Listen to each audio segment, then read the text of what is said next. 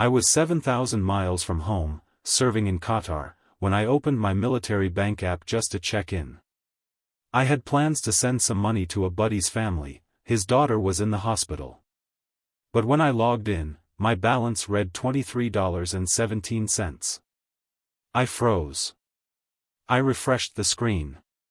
Once. Twice. 3 times. Still there. My last known balance was just over $90,000. Gone. Just like that. No alert. No notification. No call. Nothing. Then I saw the transfers, 3 of them. All sent to the same account. All under one name. Alea Zhang. My wife. My hands went cold. I just sat there on the edge of the cot, staring at the screen like it was a death certificate. Not because of the money. But because I already knew what this meant. I tried calling her. Straight to voicemail. Texted her. Nothing. No read receipts. No dots.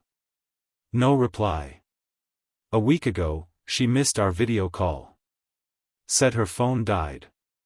2 weeks before that, she barely said 10 words to me. She blamed it on the stress of being home alone with Felicity. But now I'm wondering if she'd already moved on back then, and I was just too dumb to see it. Isaias walked past my bunk and saw the look on my face. What happened? He asked. I showed him the app. The balance. The name. He looked at me, real slow, and said, "Man, maybe she's just moving some things around. For bills or something." I nodded like I believed him. But deep down, I knew. Alea had never touched that money without telling me first. That account was my deployment fund, sweat, sand, and sleepless nights poured into it. That money was meant for our future. For Felicity's education. For a fresh start after I got home. She didn't just touch it. She drained it. And she didn't say a word.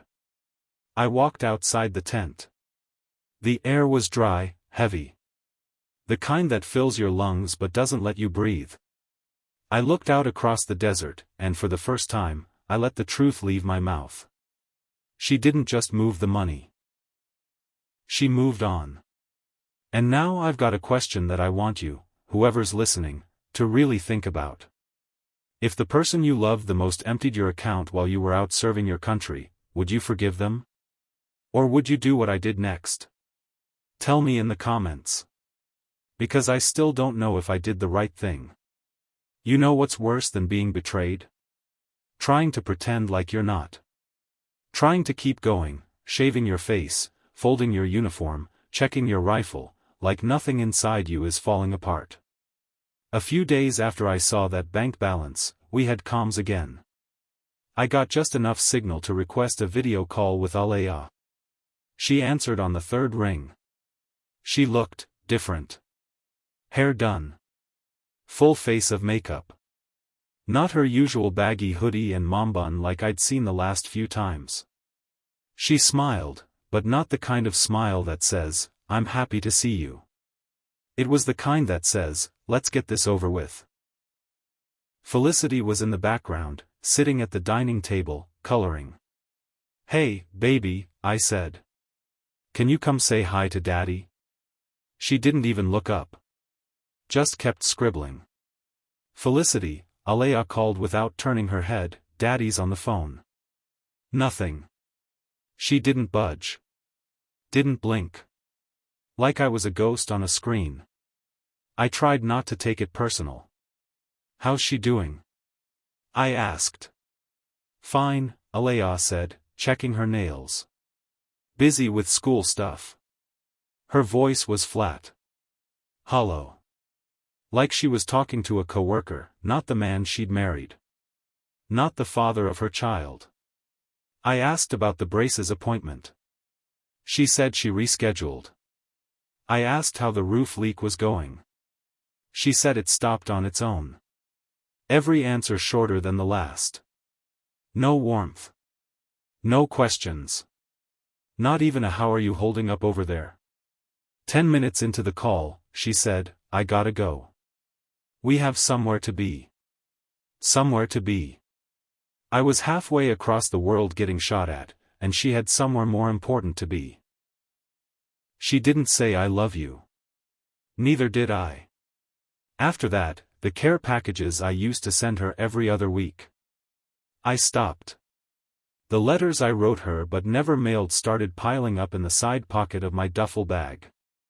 I kept looking at photos on my phone: Felicity's second birthday, her ballet recital, that time we made pancakes and they turned out more like scrambled dough.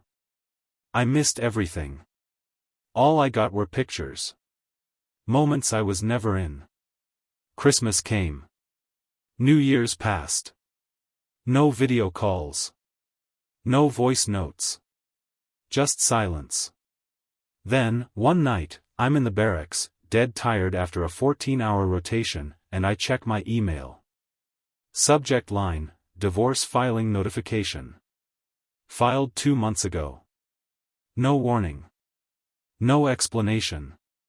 Just paperwork and a list of what she was claiming: half my pension, full custody, the house, and everything in it. I stared at that screen for so long, the brightness burned my eyes. I didn't even cry. I just sat there, numb. Like my whole life had been chopped up and shipped to someone else. I forwarded the email to our mutual friend, Hallie Parks, to see if it was real. She called me the next morning. Her voice low, hesitant. "Malcolm. I'm sorry. I didn't want to be the one to tell you this." My stomach twisted. "She moved out a while ago. She's living with Johnny." I went quiet. She added, "Johnny Robles." Johnny. My old roommate from boot camp. He used to come over for dinner. Used to slap my back and call Felicity his little goddaughter. He stood beside me at our wedding. Cried when I left for deployment. Now he was sleeping in my bed. I remember hanging up the phone and walking straight to my locker. I opened it, and there it was, Felicity's last school photo, taped to the inside. Her crooked smile. That tiny gap between her teeth. Her favorite pink dress with the little white hearts. I put my hand on it and just stood there. I whispered, I kept thinking. If I just made it home alive, we could fix everything. But that was the lie I told myself to survive. Because the truth was, she had already moved on. And so had he. The betrayal wasn't just hers. It was his too. And that broke something in me I still haven't figured out how to rebuild. And that's the thing they don't tell you about being a soldier: it's not just your body they ship overseas. It's your heart. Your future. Your family. And sometimes, you come back to find someone else unpacked all of it without you. I landed back in the States on a Thursday. No banners. No welcome home signs. No family waiting at arrivals. That was by choice. I didn't tell a soul I was coming back. Not my mom. Not my cousins. Definitely not Alea. I just grabbed my bag, caught a cab, and disappeared. I moved into a tiny apartment outside Colorado Springs: bare walls, old carpet, hot water that worked only half the time. Didn't matter. It was mine. And more than that, it was quiet. I didn't want to be around anyone, but I needed to be near someone who got it. So I reached out to Callan Griffith, another vet I served with back in '08. He ran a PTSD group out of his garage. Folding chairs, old coffee pot, no judgment. He said, "Man, you look like you've been through hell." I nodded. "Yeah," I told him. "But I'm still standing." For the first few weeks, I barely left the apartment except to walk. I'd hit the trail by myself, headphones in, just thinking. I kept replaying everything. The stolen money. The fake smiles on that last video call. Johnny's name in Hallie's voice. I went from heartbreak to silence. And silence, for me, always turns into action. So I started gathering everything. Bank statements, line by line. Every dollar that went missing. Every unexplained charge. Every transfer to that account Alea opened in her name, while I was deployed. Child support receipts, because she'd told the court I never sent a dime. But I had them all, digital and hard copy. Each one time-stamped. Labeled. Every payment I made while in uniform. And every lie she filed in my absence. Screenshots. Texts between her and Johnny that I had screen-capped over a year ago, back when I noticed their messages started looking a little too personal. I hadn't wanted to believe it then. Now I knew I wasn't paranoid. I was right. But I knew if I wanted this to matter, I needed someone who could turn it into more than just pain. I needed a professional. That's when I found Alicia Lambert. She was a lawyer for veterans, worked pro bono when the system failed people like us. She met me at a diner, looked over the first 10 pages of my documents, and said, "This isn't just divorce. This is theft. And possibly forgery, depending on what we find next." She was right. Because 2 weeks later, after Alicia pulled the financial records I couldn't access from overseas, we found something else. Alea had withdrawn over $16,000 from an account I didn't even remember setting up. It was a savings fund started by Mario Norton, my grandfather. He opened it for me when I was 16. Left it untouched when he passed.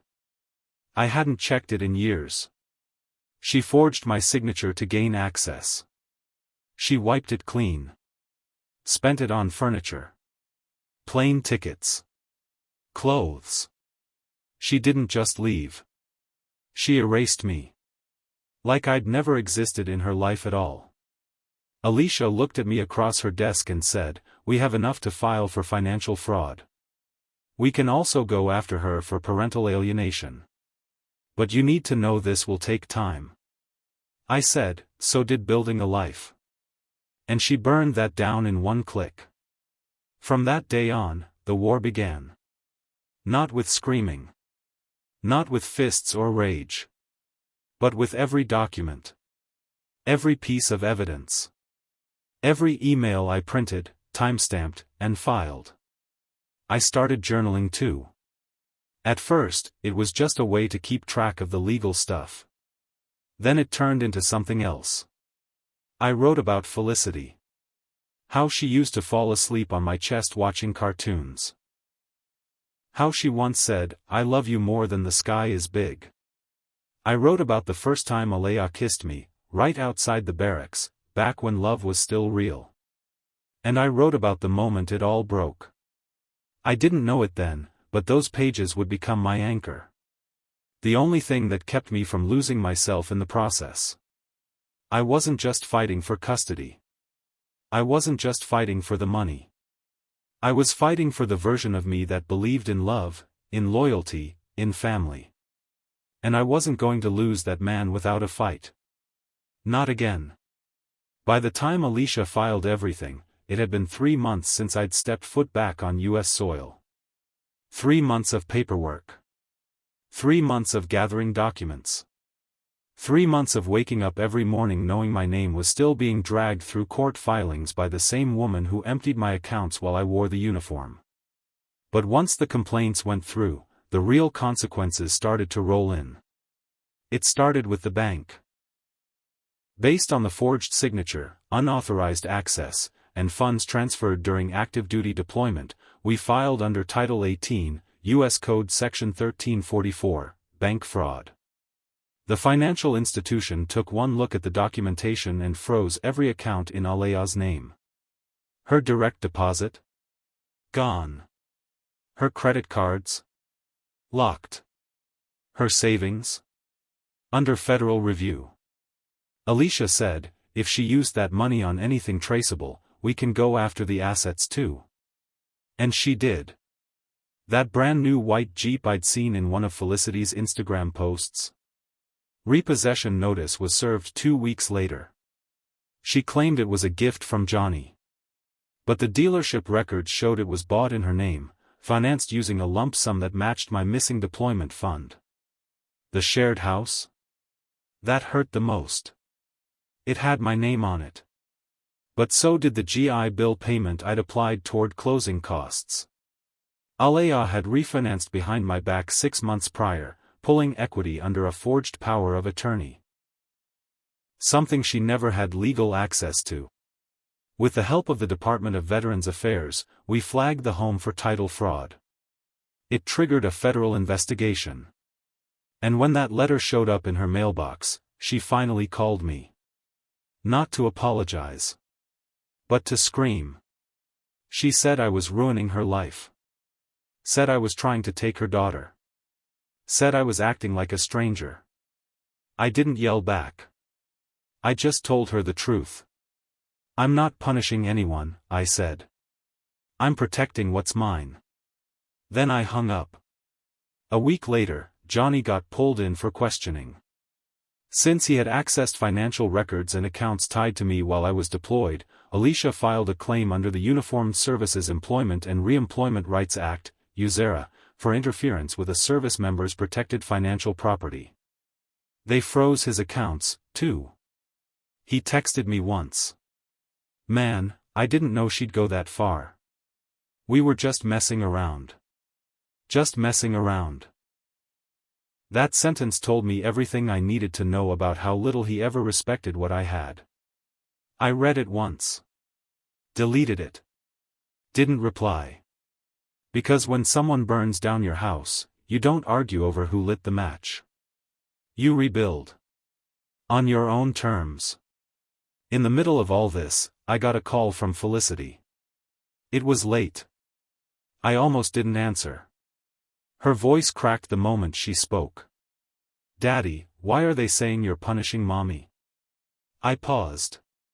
Let her breathe. I didn't want to dump legal jargon on a 9-year-old. Didn't want to drag her into the mess her mom created. So I said something simple. And true. I'm not punishing anyone, baby girl. I'm just protecting what's mine. She went quiet. Then sniffled. I miss you. I miss you too, I told her. And I'm coming to get you soon. And I meant it. Because behind the scenes, the court was moving. Bryn Norton, my late grandfather Mario's sister, had submitted a formal statement to the court.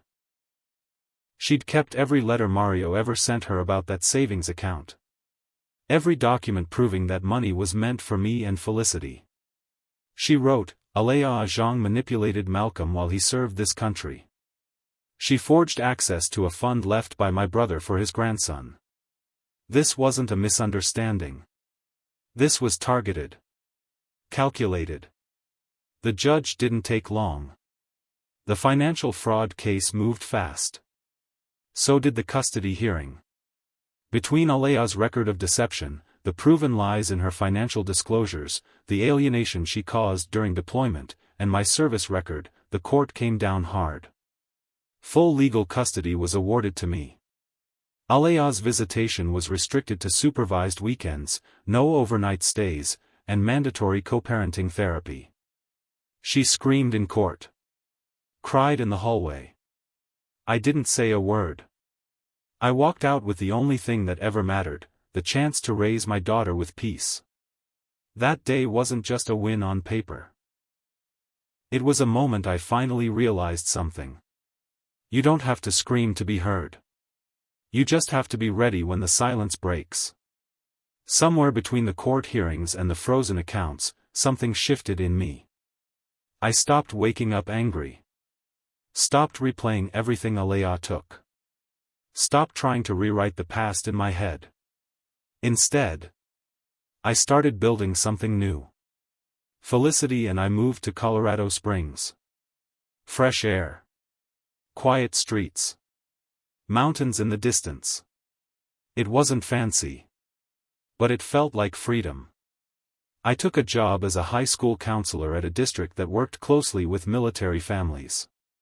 Kids who'd been through what I had, moved around, seen too much too young, lost people they loved. It wasn't glamorous work. But it was real. And for once, I felt useful in a way I never had in uniform. Felicity started art classes. Her therapist said it would help with the transition. And just like that, she started painting again. Sunsets, mountain trails, pictures of me holding her hand. Sometimes, she'd slip them into my bag before school. "Just so you remember I love you," she'd say. We also adopted a rescue dog, half German Shepherd, half Hurricane. We named him Charlie after the radio call sign from my last unit. He sleeps at Felicity's feet every night now. And barks like hell when anyone walks past the door. I still journal. Not for court anymore. Just for me. And one night, I wrote something that stuck: "You can fight wars for your country. But the hardest one is the war for your peace." And peace doesn't come in headlines. It comes in moments. Making breakfast without tension. Hearing your daughter laugh again. Falling asleep without checking the locks twice. That's peace. Alicia Lambert invited me to speak at a seminar a few months later. Topic: Financial abuse and recovery for military families. At first, I said no. But then I remembered how lost I felt. And how maybe someone in that room would feel a little less alone if I said it out loud. So I showed up. Told my story. Every detail. No sugarcoating. When it ended, a young woman came up to me, probably in her early 20s. Her name was Melanie. She had a bruise on her wrist and tears in her eyes. She hugged me like she hadn't touched safety in months. "You made me believe again," she whispered. "That I can start over." And right there, I realized something. None of this was ever about revenge. It was about making space for healing. For Felicity. For Charlie. For me. The last scene? It's simple. Just me and Felicity walking a snowy trail. Charlie running ahead. Her mitten in my hand. No music. No drama. Just snow falling. And peace. People ask me if I'd do it all again, I say, staring at the path ahead. The answer? No. But I wouldn't change what I became because of it. When someone takes everything you gave in love, and throws it away, don't waste time chasing justice. Build your own. Quietly.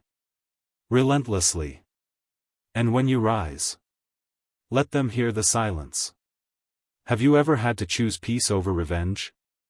Was it worth it? Drop a comment below. Let's talk about it. Because your story might be the one someone else needs to hear today. Thumbs up like if this hit you. Bell subscribe if you believe quiet strength is louder than revenge. You're not alone. Not now. Not ever.